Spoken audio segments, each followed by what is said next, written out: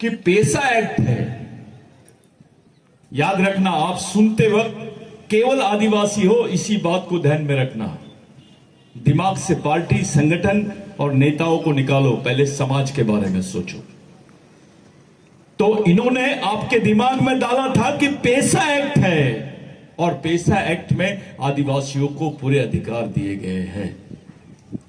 साथियों, जो पेसा एक्ट है इसमें से भी इन्होंने ग्राम सभा के, ग्राम पंचायत के और आदिवासियों के विशेष अधिकारों को निकाल दिए।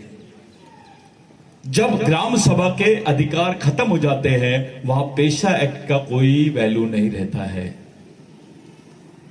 पेसा जो है ये ग्राम सभा के विशेष अधिकारों पर बना हुआ कानून है, और जो ग्राम सभा के विशेष अधिकार है उसके लिए अगर वो कानून बना है और इन्होंने ग्राम सभा के अधिकार आपके पेसा एक्ट से आपको बंदूक दे दिए गए, लेकिन उसमें गोली नहीं है, क्या मतलब है उसका?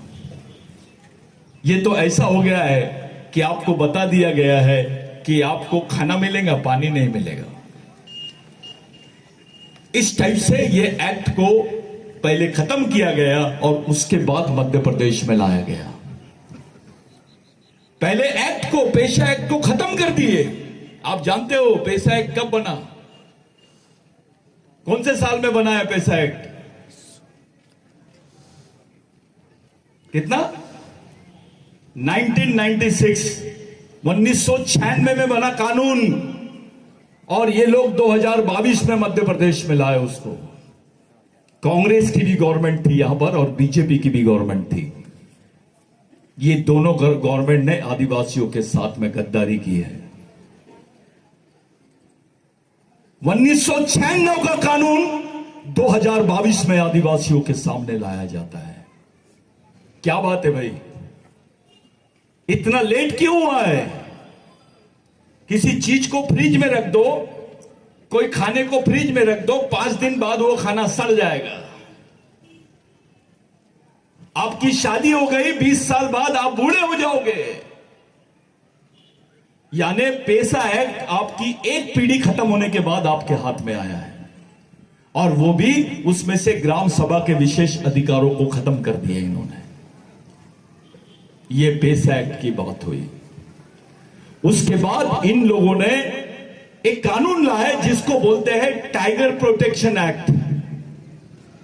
2340 शेरों के लिए आदिवासियों की 6 लाख हेक्टेयर जमीन इन्होंने दे दी है।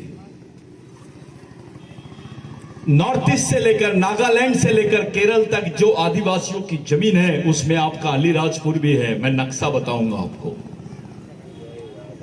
जिसको टाइगर कॉरिडोर बोलते हैं। ये सरकार को शेर की चिंता है, आदिवासियों की चिंता नहीं है। ये पूरी आदिवासियों की जमीन से इन्होंने 2340 शेरों के लिए 6 लाख हेक्टेयर आदिवासियों की जमीन को ले लिए, और उसके बदले में कम से कम 1.5 से 2 करोड़ आदिवासी विस्थापित हो जाएंगे। अभी मैं जो बोल रहा हूं ऑन रिकॉर्ड बोल रहा हूं। 2 करोड़ आदिवासी, 1.5 से 2 करोड़ आदिवासी विस्थापित हो जाएंगे, हमेशा हमेशा के लिए अपने गांव से दूर चले जाएंगे। ये एक कानून, यानी देश में ऐसा चित्र बना दिए है, टाइगर रहेगा या ट्राइबल रहेगा। सरकार के सामने 2 प्रश्न थे, या तो टाइगर को जिंदा रखो या ट्राइबल को जिंदा रखो। लेकिन ये सरकार ने फैसला ली है टाइगर को जिंदा रखने का, ट्राइबल को नहीं। शेर या आदिवासी, जंगल में 2 कोई भी रहेगा, उसमें से एक कौन रहेगा ये तय करना है। तो सरकार ने बोली शेर रहेगा, यानी जानवर रहेंगे, लेकिन आदिवासी नहीं रहेंगे। उसके बाद जब हम लोग, पूरे देश के आदिवासी लोग मणिपुर की घटना का विरोध कर रहे थे, जब हमारी मां बहनों को सड़क पर नंगा घुमा रहे थे ये लोग, ऐसा देश में किसी समाज के साथ में नहीं हुआ है। मणिपुर में नंगा सड़क पर हमारी मां बहनों को घुमाया गया है। 400 मशीन गनें लूटी गई, 6 लाख गोलियां लूटी गई, ऐसा सरकार का कहना है। लेकिन मैं आपसे पूछता हूं, क्या कोई मिलिट्री से गोली लूट सकता है? बंदूक लूट सकते हैं?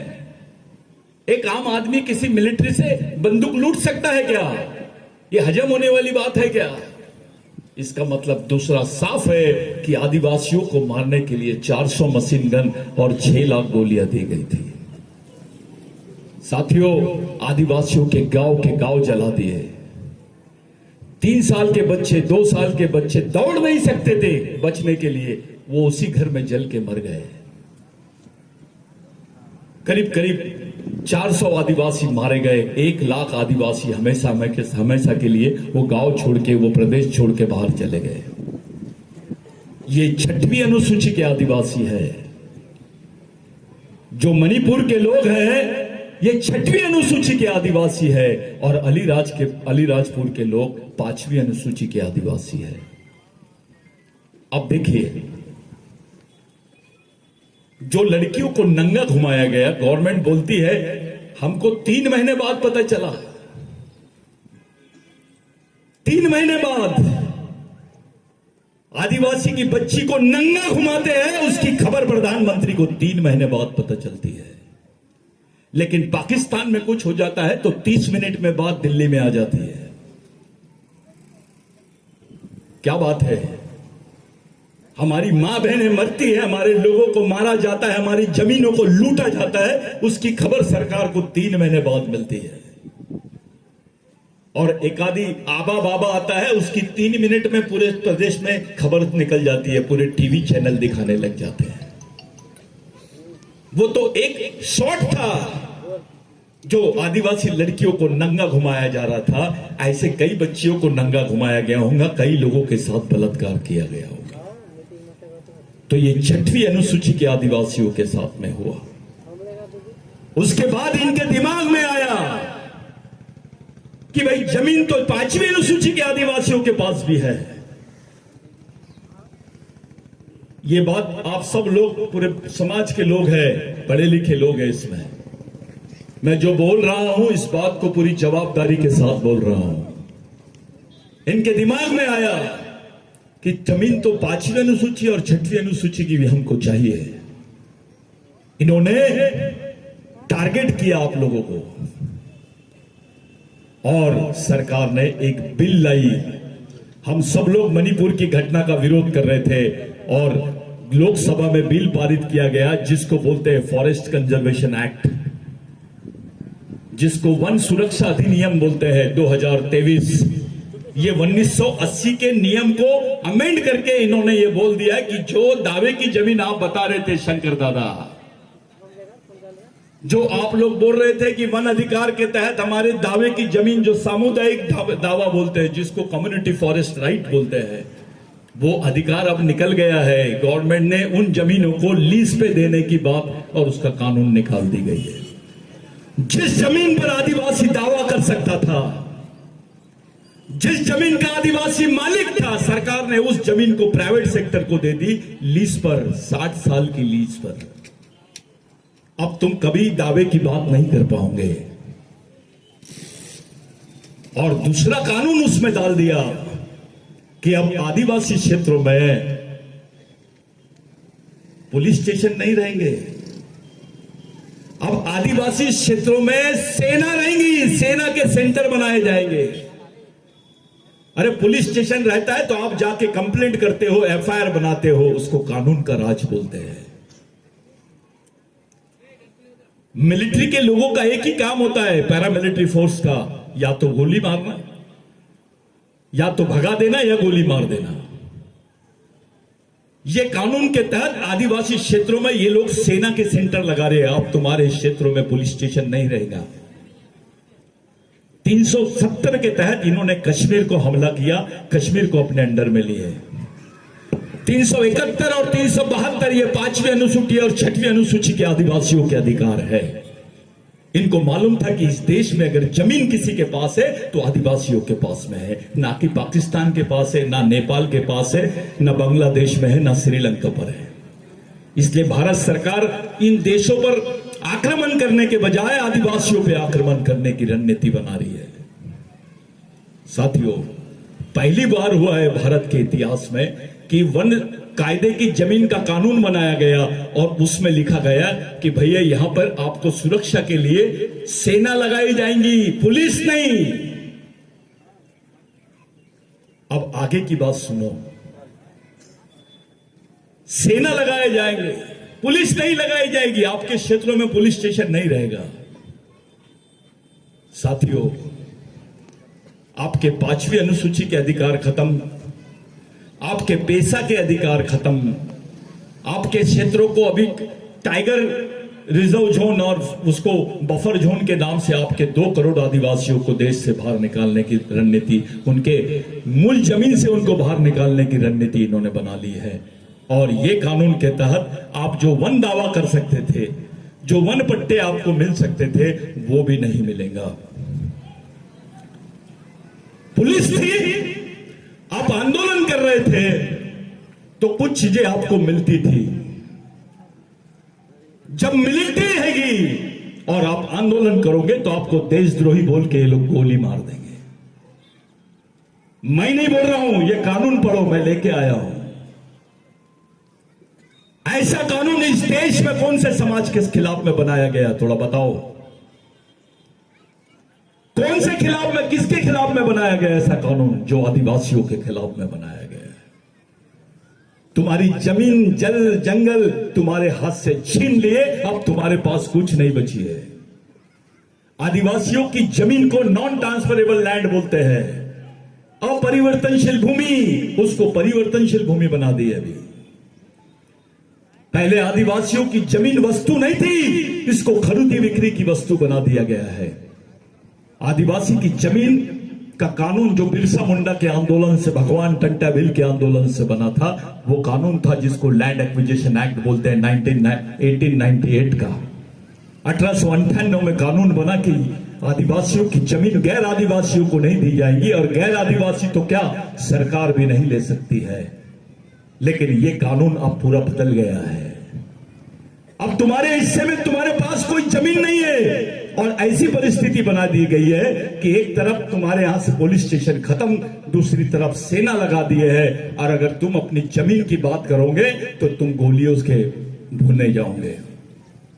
तुम्हारे क्षेत्रों में सेना लगाने का मतलब यह होता है साथियों, सीधा युद्ध, गृह युद्ध की तरफ आदिवासियों को ढकेल दिया गया है। मैं तुमसे पूछता हूं, कैसे मुकाबला करेंगे हम सेना का? क्या तैयारी है तुम्हारे समाज की? कौन सा नेता बचा सकता है, कौन सी पार्टी बचा सकती है तुमको? जब यह कानून लाया गया 2023 का, तो लोकसभा में यह बिल पास हुआ और राज्यसभा में भी विपक्ष था, वहां कांग्रेस भी थी। इधर बीजेपी तुम्हारे पे हमला कर रही है और उधर कांग्रेस चुप है, इसका मतलब दोनों सहमत है, ऐसा महसूस हो रहा है।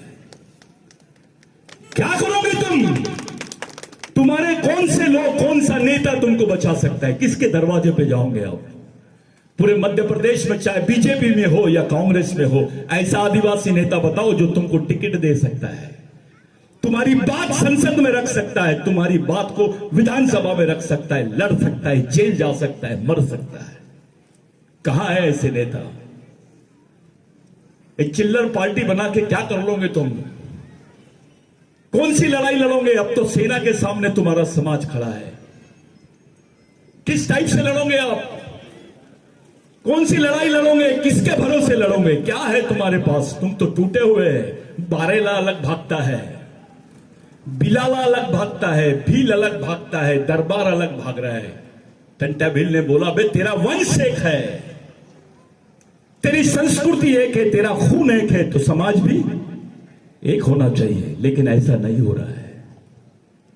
हमको समाज नाम की चीज समझी ही नहीं है, हमको टंटा भील समझा ही नहीं है।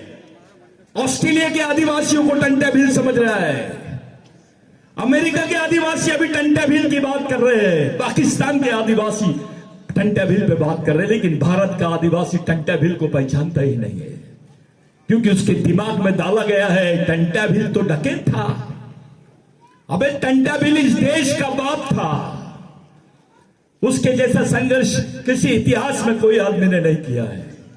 आज जो तुमको गर्व से तुम बोलते हो हम भील है, आदिवासी है, ये केवल कोई भगवान ने नहीं दिया तुमको, वो टंट्या भील की देन है। आप जिनको बात कर रहे हैं अलीराजपुर का एक एक आदिवासी आदमी, जाओ 1864 के पहले के रिकॉर्ड निकालो तुम्हारे जमीन के, तुमको पता चलेगा कि ये जमीन तुम्हारे बाप ने, तुम्हारे दादा ने नहीं, टंट्या भील की वजह से मिली है। उसके मरने की वजह से जो कानून बनाया उसके तहत तुमको जमीन मिली है। तुमको जमीन देने के लिए ये लोग मर गए, तुमको जमीन देने के लिए ये लोग फांसी के तख्ते पे चढ़ गए, और आज वो जमीन तुमसे छीनी जा रही है। हमारे समाज के कोई बड़े नेता, मैं छोटे नेता की बात नहीं कर रहा हूं, जो ऊपर लेवल के नेता है वो गांडू के जैसा देख रहे हैं, चुपचाप बैठे हुए हैं। इसलिए बैठे हुए क्योंकि समाज का कोई दबाव नहीं है, समाज नाम की संस्था का कोई दबाव नहीं रहा। अगर समाज जिंदा होता तो नेता को बैठ बोलते तो सो जाता था वो। समाज में इतनी ताकत है। अगर ये आदिवासी नहीं होते तो कोई विधायक बन सकता था, आदिवासी नहीं होते तो कलेक्टर बन सकता था, आदिवासी नहीं होते तो कोई कमिश्नर बन सकता था, कोई इंजीनियर बन सकता था, डॉक्टर बन सकता था। अगर आप आदिवासी नहीं होते तो आपकी औकात ही नहीं थी। आपके हिस्से में जो पहचान आई है, आपके हिस्से में जो सामाजिक अधिकार आए संविधान में, वो भगवान टंट्या भील की देन है। तुमको जमीन किसने दिया? अगर तुम अपने आप को टटोलेंगे, रिकॉर्ड टटोलेंगे, तो तुमको पता चलेगा कि तुम्हारे हिस्से में जो जमीन आई है वह भगवान टंट्या भील की वजह से आई है। हमारे कुछ गांडू लोग, हमारे कुछ बेईमान गद्दार लोग भगवान टंट्या भील को डकैत बोलते हैं। अबे तेरा बाप है वो, तेरा भगवान है वो, उसको डकैत बोल रहा है जिसने तेरे पेट में रोटी डाला है, जिसने तेरी मां के बदन पे कपड़े डाला है। तुमको तो ब्लाउज पहनने का अधिकार नहीं था आदिवासियों को, चाहे गोंड हो, भील हो, बिलाला हो, बारेला हो, दरबार हो। हमारी मां बहनों को उस वक्त ब्लाउज पहनने का अधिकार नहीं था, अपना स्तन ढाक नहीं सकती थी हमारी मां बहनें। जब ब्लाउज पहनती थी तो टैक्स देना पड़ता था उसको। उस लड़ाई को भी टंट्या भील ने लड़ा, तब तुम्हारे हिस्से में ये बदन पे कपड़े आए। एक साथ 14 लोगों को टंट्या भील ने मारा था। 70 ग्राम पंचायत में 70 जमींदारों को एक ही दिन, एक ही समय पे सजा दी गई थी। वो टंट्या भील है।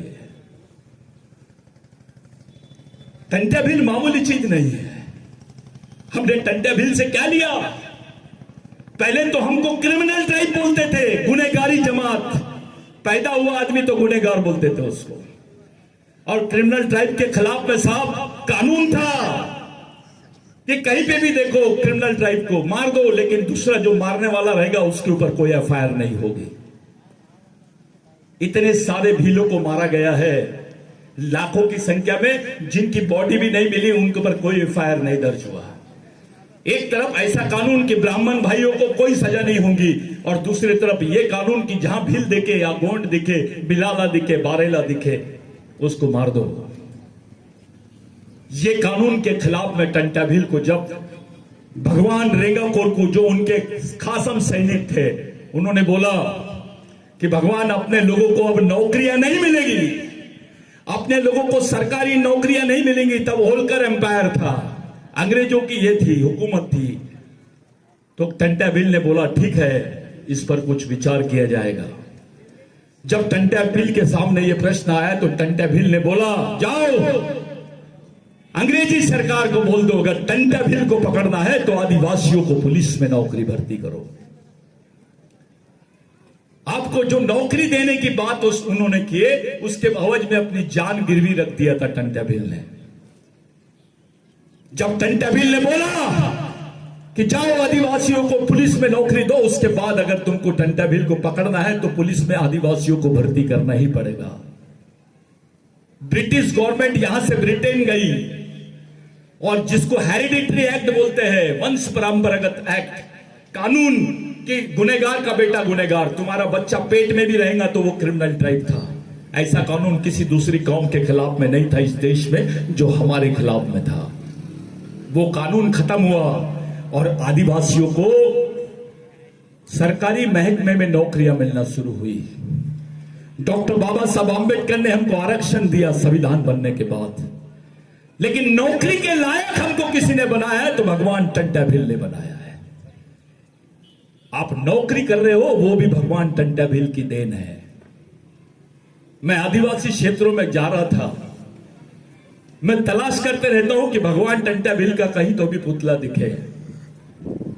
अपने समाज का आदमी, पार्टी की चिंता है उसको, नेता की चिंता है, लेकिन समाज की चिंता नहीं है।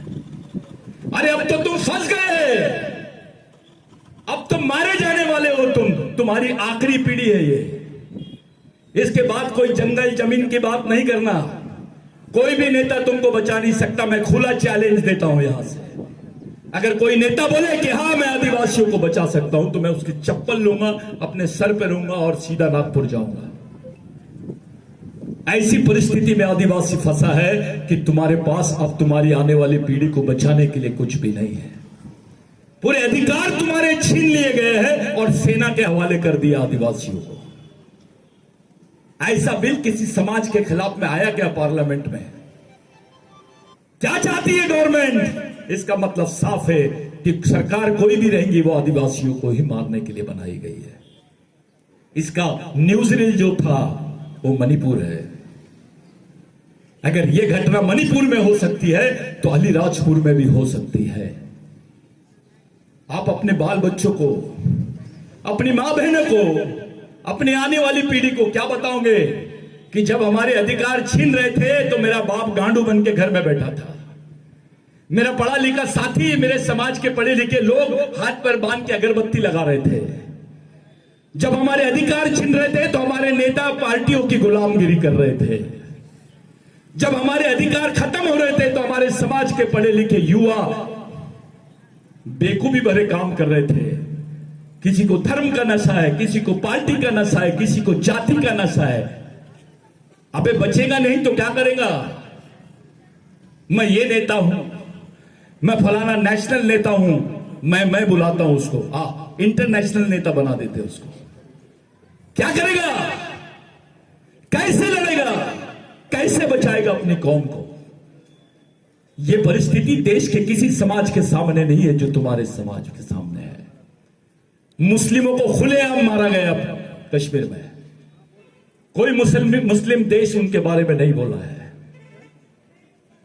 सुप्रीम कोर्ट का चीफ जस्टिस ने रिपोर्ट दिया है कि अस्पा कानून जो है, जिसको arm force special protection act बोलते हैं, जिसमें कानून के तहत किसी भी सिपाही के ऊपर कोई कानूनी दर्ज नहीं होगा। अगर वो तुमको गलती से भी गोली मार देगा तो उस पर एफआईआर दर्ज नहीं होगा।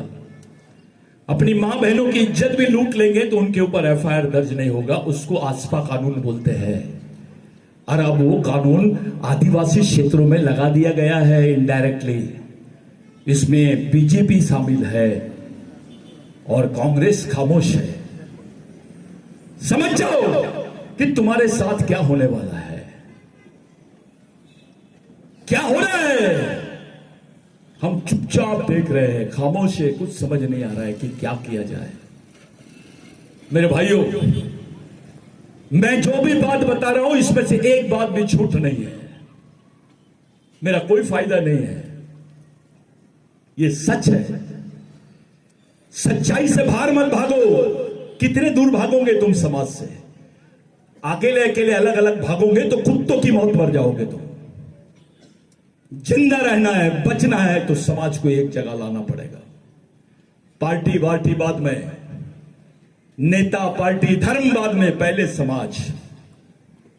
तुमको धर्म के अनुसार भारतीय संविधान में अधिकार नहीं मिले, तुमको समाज के अनुसार भारतीय संविधान में अधिकार मिले हैं। आज तुम्हारे पढ़े लिखे लड़के डिग्रियां लेके घूम रहे हैं, मजाक उड़ा रहे सब लोग उनका। तुम्हारे लोगों पे खुलेआम पेशाब कर रहे हैं, खुलेआम, और वीडियो भी वही लोग बनाते हैं और उसको जारी कर देते हैं। आज हमारे समाज के पुरुष पे इन्होंने पेशाब किए, कल हमारी महिलाओं पे पेशाब करेंगे तो कैसा लगेगा? बताइए कैसा लगेगा? एक तरफ नंगा घुमाने का पिक्चर और दूसरी तरफ हमारी महिलाओं पे पेशाब करने का पिक्चर। थोड़ा सोचो, कैसा लगेगा? कहां है तुम्हारा समाज? अरे मध्य प्रदेश में 32% आदिवासी है, लेकिन किसी भी चुनाव में आदिवासियों को अलग करके इलेक्शन होता है इस देश में। तुमको बेच दिया जाता है, तुम्हारे नेताओं को, अपना बीजेपी का नेता रहे या कांग्रेस का नेता रहे, उसकी किसी भी पार्टी में, किसी की भी पार्टी के ऊपर कोई पकड़ नहीं है, उनको कोई पूछता नहीं है। उसका मुख्य कारण है कि समाज एक जगह नहीं है। कौन सा नेता है, किसके दरवाजे पे जाना है? चलो बताओ, बीजेपी के नेता का नाम लो, कांग्रेस के नेता का नाम लो, आदिवासी नेता का, जो हमारे लिए लड़ सकता है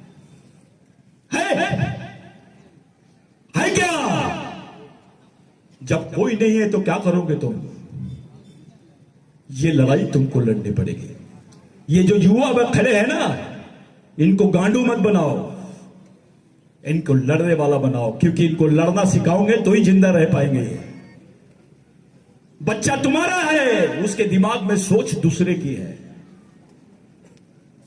वो तुम्हारे मर्जी से नहीं जी रहे हैं, वो दूसरों की सोच के हिसाब से जी रहे हैं।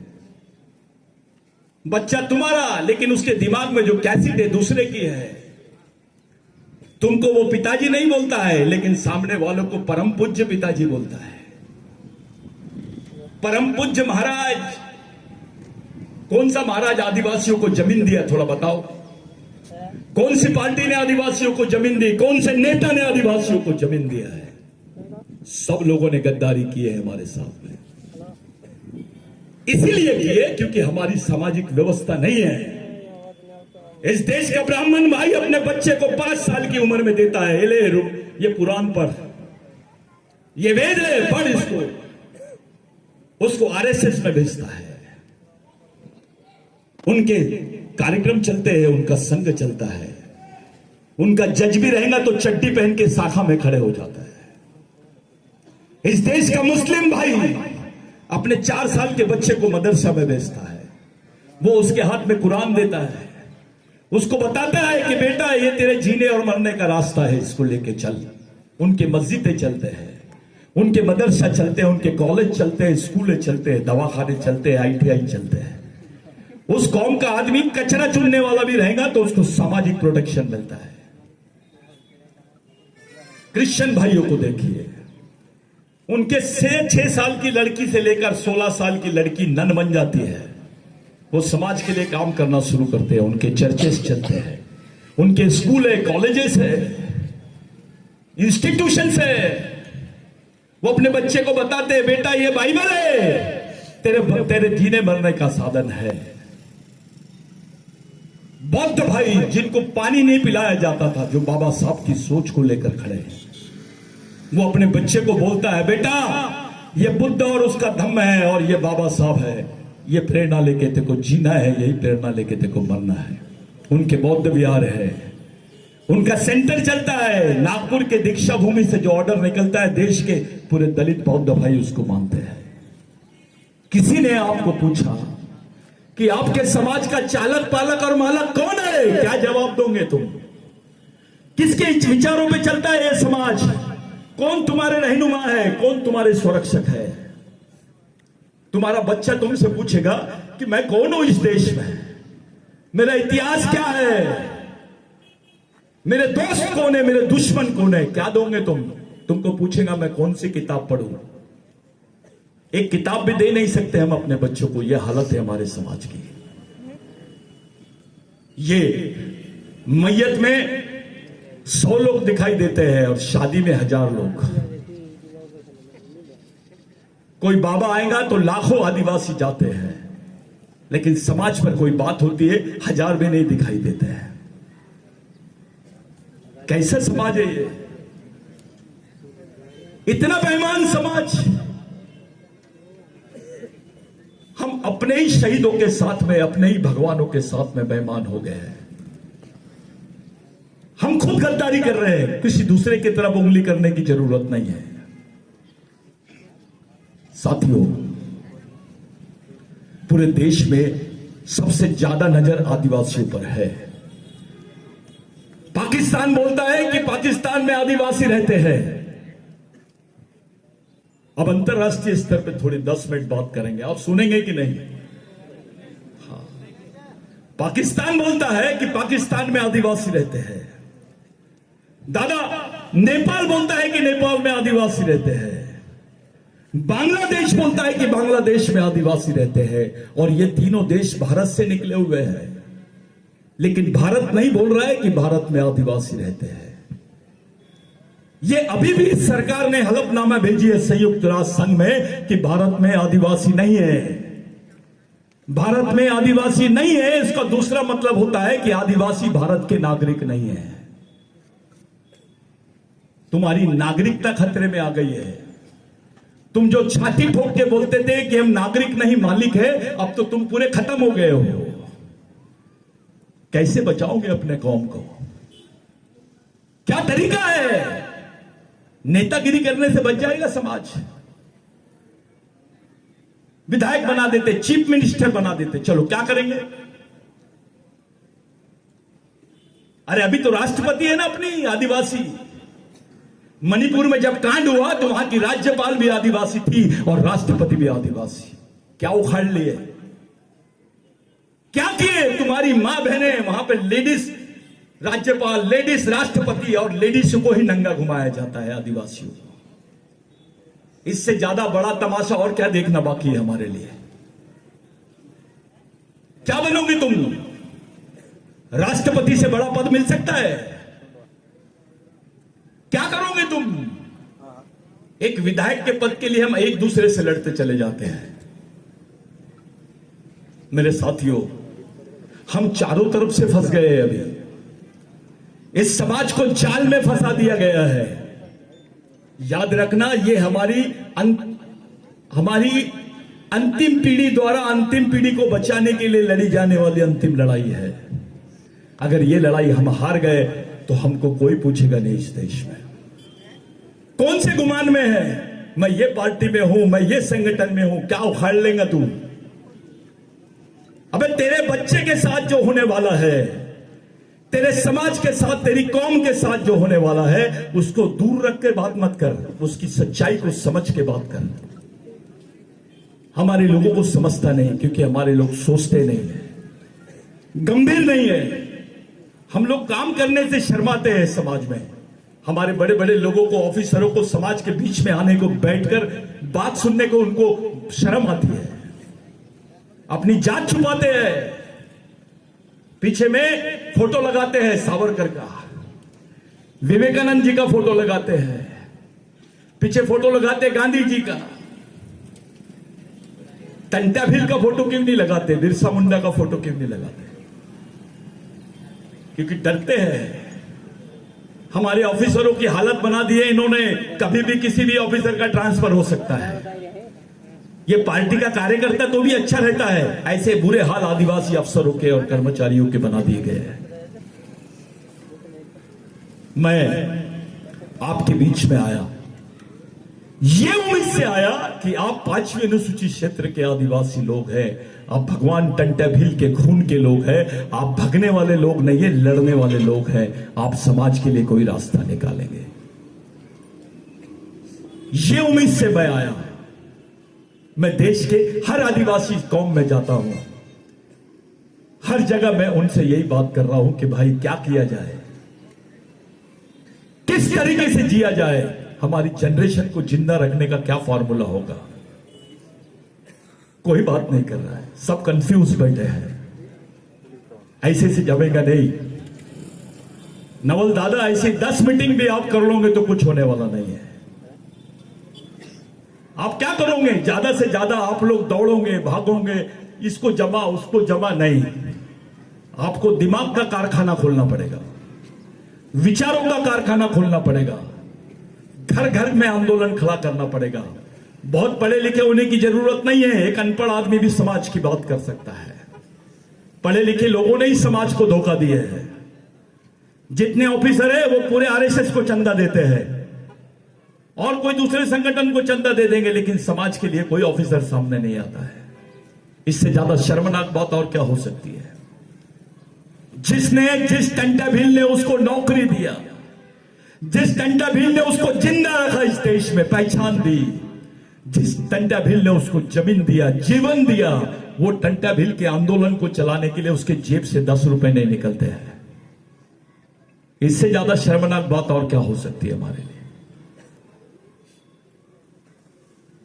बिरसा मुंडा 24 साल की उम्र में शहीद हो गया। रात भर चमड़ी निकाल रहे थे बिरसा मुंडा की और बोल रहे थे कि बोल, तू ये देश का मूल मालिक नहीं है, तू लिख के दे दे, तू आदिवासी नहीं है, हम तेरी फांसी की सजा माफ कर देते हैं। रात भर चमड़ी निकाली गई उसकी। आपको एक चिमटी लगती है तो कैसा तिलमिला जाते हो आप। कौम के खातिर रात भर तड़पते रहा बिरसा मुंडा। मर गया लेकिन बोला नहीं, साइन नहीं किया और आखिरी तक बोला मैं आदिवासी था, आदिवासी हूं और आदिवासी रहूंगा। 16 साल की उम्र में भगवान टंटा भील का न्यूज पढ़ा था ब्रिटिश टाइम में बिरसा मुंडा ने। 16 साल की उम्र में रांची में बिरसा मुंडा ने ब्रिटिश टाइम करके एक अखबार आता है, उसमें न्यूज छपी थी कि ये रॉबिन हुड जो है, Indian Robin Hood had cage by the police forces, यानी उसको अरेस्ट कर लिए थे टंटा मामा को और उसको फांसी की सजा होने वाली है। ये जब न्यूज बिरसा मुंडा ने पढ़ा 16 साल की उम्र में, तो बिरसा मुंडा ने बोला भगवान मैं आपके अधूरे मिशन को पूरा करूंगा।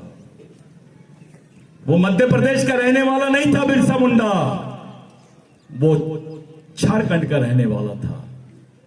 झारखंड के बिरसा मुंडा ने भगवान टंटा भील से प्रेरणा ली, लेकिन मध्य प्रदेश का आदिवासी भगवान टंटा भील की प्रेरणा से दूर भाग रहा है, घबरा रहा है। वे गणपति बिठाता है, बिरसा टंटा भील के पुतले, बिरसा मुंडा के पुतले नहीं बिठाते हो।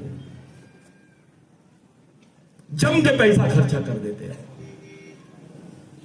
तुमको पहचाने का कौन? तुम आदिवासी हो, तुम्हारी औकात क्या है? थोड़ा निकालो, टंटा भील को अलग कर दो तुम्हारे समाज से और देखो तुम्हारी देश में और विश्व में क्या औकात है, क्या पहचान है अपनी। अपने को कोई नहीं पूछेगा। आज के दिन जो अंतरराष्ट्रीय अधिकारों की आपने बात रखी दादा, अंतरराष्ट्रीय स्तर पे अब आदिवासियों के बारे में बोलने को डर रहे हैं लोग, क्योंकि मणिपुर की घटना पर प्रधानमंत्री ने अभी तक के संसद पे एक शब्द नहीं बोला, तो भी किसी ने उनका कुछ नहीं उखाड़ लिया, क्योंकि मामला आदिवासियों का था, किसी को कोई लेना देना नहीं है। सब चुपचाप थे, अपने लोग भी चुपचाप थे। ऐसी परिस्थिति में आप कौन से स्टेज पे आ गए हैं? हमारे समाज के लोग, हमारे लिए कौन सा खतरा बढ़ गया है?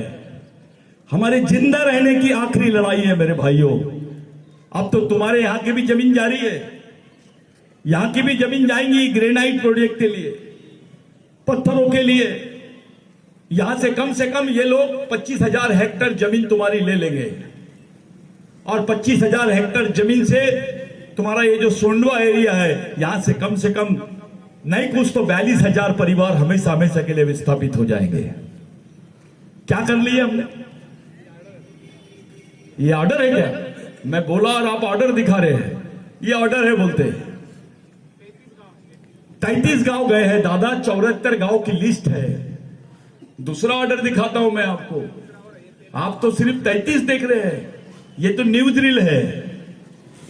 पिक्चर तो बाकी है। जमीन आदिवासी की, खनिज आदिवासी का, लेकिन टाइल्स की फैक्ट्री है किसी और की। जमीन आदिवासी की, उसमें कोयला आदिवासी का, लेकिन कोयले की खदान किसी और की। जंगल आदिवासी का, सागवान के झाड़ आदिवासियों के, लेकिन आरा मशीन किसी और की। हमारे लोगों को सिर्फ भगाने की और डराने वाली वस्तु बना दी है इन्होंने। अगर जिंदा रहना है, सही में जिंदा रहना है इस देश में, तो एक जगह आए बिगर आपके पास कोई चारा नहीं है।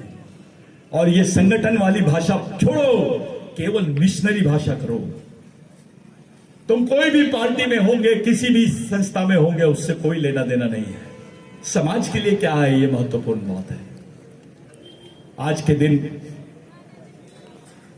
आपके लिए, मेरे लिए बहुत महत्वपूर्ण दिन है। आज 22 तारीख है। शायद आपको मालूम नहीं, 22 तारीख के दिन पहला हलफनामा निकाला था भगवान टंट्या भिल ने, 22 सितंबर के दिन। ग्राम सभा जिसको बोलते ना आप लोग, ये ग्राम सभा 1 लाख ग्राम सभा का मालिक था टंट्या भिल। 1 लाख। भारत में नहीं, विश्व में ऐसा आदमी नहीं है जिसने पूरी व्यवस्था के खिलाफ में अपने आप को खड़ा कर दिया। जब भगवान टंट्या भिल को गिरफ्तार किया गया तो उनको बताया कि भैया ये तेरी बहन है, तेरा भांजा है कि अगर वो अपने अधिकारों की भी बात करेगा तो देशद्रोही कहलाएगा। ऐसी परिस्थिति में हमने समाज की बात की है। बहुत अच्छा आप लोगों ने आयोजन किया है, लेकिन सवाल यह है कि आगे क्या किया जाए, कौन से रास्ते से चला जाए, कौन सा रास्ता हमारी कौम को बचा सकता है।